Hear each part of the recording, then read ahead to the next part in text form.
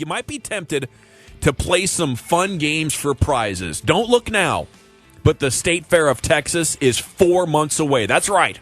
In a short 4 months, you're going to be out there at Fair Park and cruising around, looking at all the exhibits and looking at all the prizes. Don't get suckered. Don't be this next guy. Henry Gribome of New Hampshire played the game Tubs of Fun. You know which one that is? Looks easy, but it's hard. You got the softballs. And you throw it underhand until those balls always bounce out. They got the baskets. The basket's halfway leaning. Yeah. Well, Henry showed up at a carnival in New Hampshire. Was like, well, shoot you out, play that game. Looks mighty easy. Quickly lost $300. You see what he was trying to win? Oh, my gosh. I saw what he ended up winning. He wanted to win an Xbox Kinect. Oh, yes, that's right. That's what he was getting down on. He was like, bro, I'm going to win this. He could have paid for it. But it was nice and easy. You just throw the balls in the tub. And then for some reason at this carnival, once you started losing money, they had like a win your money back element of this game. So not only was he playing for the prize, but you would also get your money back. So he was like, well, I'll be damned if you guys are going to get $300 off me like that. Deceptive. So he goes home and he picks up his life savings in cash, $2,300. Went back, lost all that. Oh, my God. Playing Tubs of Fun, $2,600, something like 20 straight throws at one point. He could not get it done. And he's now suing the carnival organizer, saying there's no way it's not rigged. Is he special or something? Is he like been touched, or does he have to be, kind of guided around? Because how would you not? I don't know how to quite describe him. He's a guy that went to the carnival with a tank top on that wasn't in shape.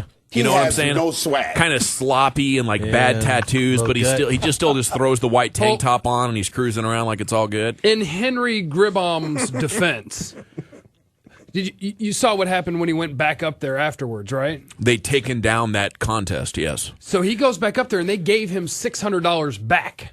The dude that was running the game. Because they knew they were ripping him off. They found an idiot. You draw your own conclusions, You're such an idiot. Alex. I'm going to give you this money back because you're going to be a problem now. There's pending litigation. They gave the guy, because it's weird because there's the group that does the carnival, and then they contract out for that guy to come run that game. And so that guy gave him $600 back. He's like, hey, sorry that you're terrible at the game and you actually burned through your entire life savings because you're stupid. Here's a little bit back and I'm going to keep the rest. Go to hell.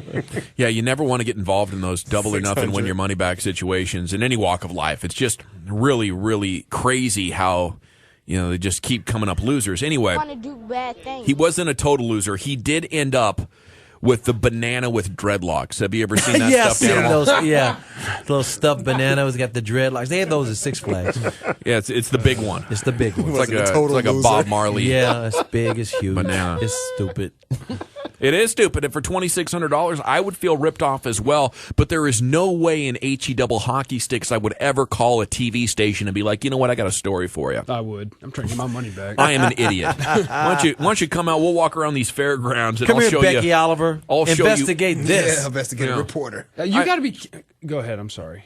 No, I was just going to say the real story for the reporter. You go through and you follow the guy, and then you're like, all right, sir, we'll get this story on the air for you. These people ripped you off. And then I go back to my news director, and I was like, okay, we got a story.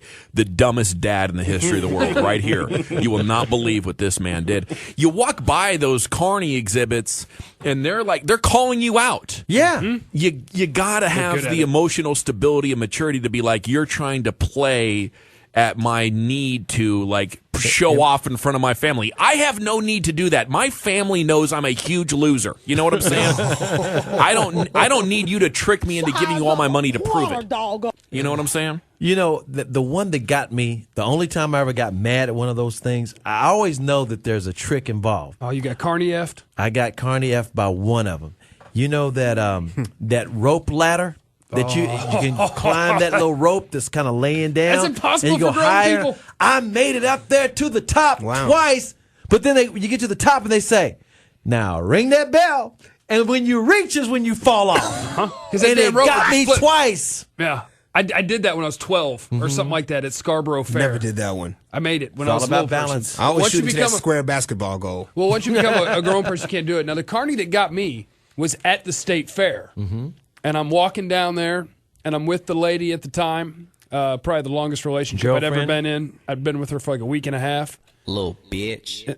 inappropriate. Okay. And so I'm walking down by the little Carney exhibit, all the little people playing their games, and this guy's got these balls that bounce, I don't know, softballs, whatever, and it's the bucket that is leaning towards It's you. the tubs of fun. Yeah, It's probably the tubs same of fun. game. Yep. And he's like, yeah, just toss it in there, and if it stays in, you're the winner. You got to make 3 in a row to win that prize. And I'm like, no problem.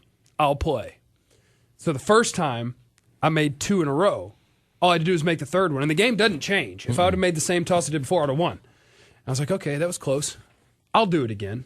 The lady wants the stupid stuffed animal. I'll do it again. I'm going to win this damn thing. I was so close. And so I did that, and after about the 9th or 10th time, I probably spent $50 at this That's point. too much money, I'm like, man. okay, Carney, man, you win. Not going to do it anymore. I'll see you later. You could have just bought the animal. Hold on. We start Listen to walk what away. happens. Listen what We happens. start to walk away. And this is the smartest Carney in the history of the world. He knows how to make a man feel like he has to keep playing. I was walking away. He said, hey, why don't you just pay one more time? I'll throw them for you and win it for the lady. Oh, my goodness. No. And I turned back around, and I probably played that thing. I probably spent $200 on that damn thing, and I won. After $200, I got a SpongeBob SquarePants thing I could have bought for $2.99 glad you at got freaking that. Target. Glad you got that That SpongeBob, card, man. he told me, he said, why don't you just pay? I'll win it for the lady. Challenge And I was your like, manhood. Okay, buddy. Okay. And then he took all my money. See, I think you got to be stronger than that. You know, sometimes not. discretion is the better part of valor. You know, sometimes, like, if you would have had any true self-confidence right there, Jeff, you would have been able to just continue to walk along. I had self-confidence that I could put the damn balls in the bucket and shut this Carney up. It is so disappointing if you finally do win. Or let's say you're hot early Right. and you only spent $20 or something, and you're like, okay, you get to choose your prize now. And they're up there and they're on the board, and you walk over and you pick one out, and you're like, man, this is really super flimsy and the stitching is bad. By the time you get back to your family cruiser or whatever, like the little one's already got the leg yanked open. You know, the sumbitchin' prize costs you like $47 to win, and when you get to it, you're like, already wow. tore up. It's not even stuffed with the good, like, soft Right. stuffed animal stuff. It's like, you know, beanbag material, which is unfortunate. Meanwhile, half those people walking around with those big old stuffed animals or gorillas on their back, Yeah. they got paid to I walk buy around. them. When I go, I buy them. And I act like I won them, but I paid purchase. It kind of reminds me of Rodney Carrington. He's a redneck comedian. And he was talking about this one time. Like he said, I went to, he called it Chucky's instead of saying Chuck E. Cheese's. He's like, you go in there, spend about $1,300. You get all your tickets. He said, I went up there with my 2.6 million tickets. And I said, he said, you're going to go to the truck and get some more stuff for Daddy. Take these tickets. I'll start with a whistle. He said they got 2 left. So I got a spider.